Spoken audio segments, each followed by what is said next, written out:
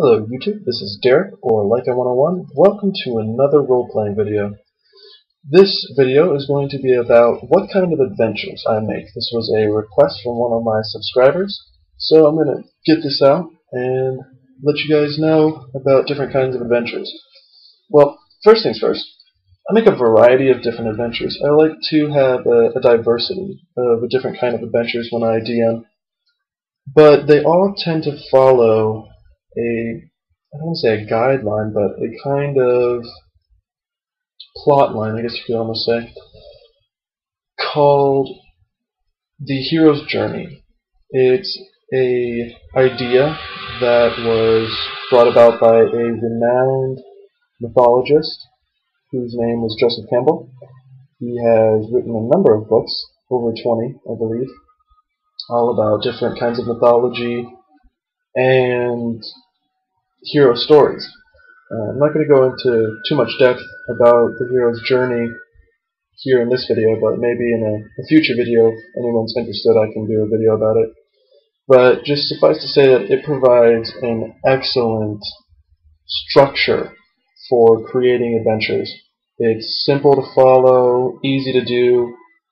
It makes every story really come alive and is that evocative hero tale that instantly almost makes it worthy of being legendary, either in your world or legendary to your players. And it's one of those things that they'll talk about for sessions to come or in years to come, depending on how many times you get that group together.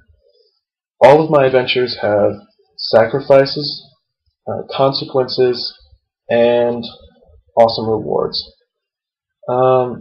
It's not that classic kind of story or adventure that you get in massively multiplayer games, MMOs, such as the World of Warcraft staple is some guy has a house next to a kobold mine and says, "Oh no, I need you to go kill 5 kobolds and bring back their candles." Why? That makes no sense. You live there, go take care of it, or move. Sorry, dude. But that doesn't mean I necessarily won't have an adventure like that. It just will be, that'll be a starting point, and then it'll branch out into something broader. Maybe they need the candles because secretly they're part of some ritual that the farmer needs to do because he's actually some demonic cultist and he wants to bring some demons to the plane and attack the village. That is a better story than I just need you to kill 5 kobolds. Let's give you some examples of adventures that I've run that I've created.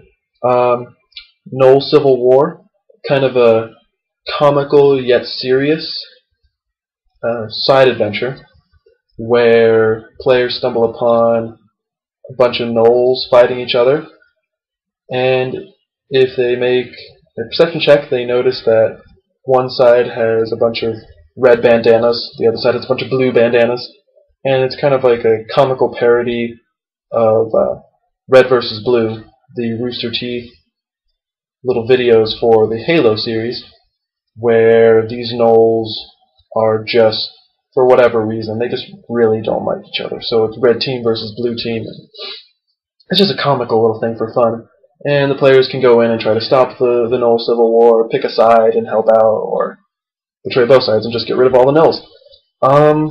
I've done escort missions where certain characters who follow a faith meet a high-ranking member of their church and have to escort him or her to a religious safe point and drop them off or help them on a pilgrimage somewhere. Those are always fun because what you get is a lot of role-playing and you really get to explore your deities and the relationship that religion has to your players. Lastly, of course, you've always got those, let's explore the ancient ruins and figure out the lost mysteries of the world. Those are always fun adventures because it's that classic dungeon delve. But remember that variety is the spice of life. Throw out some wilderness adventures, throw in a couple dungeons once in a while. And don't forget about the possibility of city encounters, the way to spice it up. If you've been running a lot of stuff out in the woods, have the players go into a big town. Now that's a completely different element that they're going to have to deal with. Sure, they've been out in the woods and they know what to do with roots and trees and wild animals, but now they've gone into a city and there's a bunch of thieves around that they have to worry about. There's a whole different dynamic in running adventures in cities. One tip that I want to give to everyone is when you're creating adventures, play to your strengths. Play to what interests you. If, as a person, you're interested in being outdoors, you know a lot about camping, or you were an Eagle Scout or something, and you've got all sorts of badges because you've done all that wilderness stuff. You can rock climb or whatever. Those are things that you have that are your strengths that you know about. Use that in game when you're creating adventures. You know the difficulties of scaling a cliff face because you know rock climbing. So you can describe an adventure where people have to scale a cliff face. You know the perils of it. You can set up the wilderness encounters for what you've seen. Same can be said if you, for example, are a city person and you live in a huge city. You know about the goings-on of the city. Translate that to a city adventure. The different sections of a city where this is kind of a crime-ridden area, or this is where the wealthy people live, or this is where whatever else goes on in your city. Translate that into a city, into your adventures. It's something that you can draw personal experiences from and make it come more alive, more believable to your players. Or one more example is, maybe you have an interest in paranormal. I recently did my paranormal investigation video. Translate that experience into gaming. If you've done a lot of reading about paranormal stuff, translate some of that reading into your adventures. Flavor the adventures with your own experiences, your own interests. Not only does this make the adventure more interesting for you as the DM, but what it also does is it flavors the adventure for your players. It's more realistic, involved, and has layers to it. As Sean Connors said in one of his videos, he refers to DMing and adventure making as being like an onion because an onion has layers, which is from Shrek.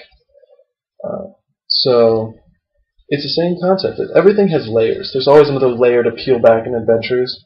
Then it's a better story overall.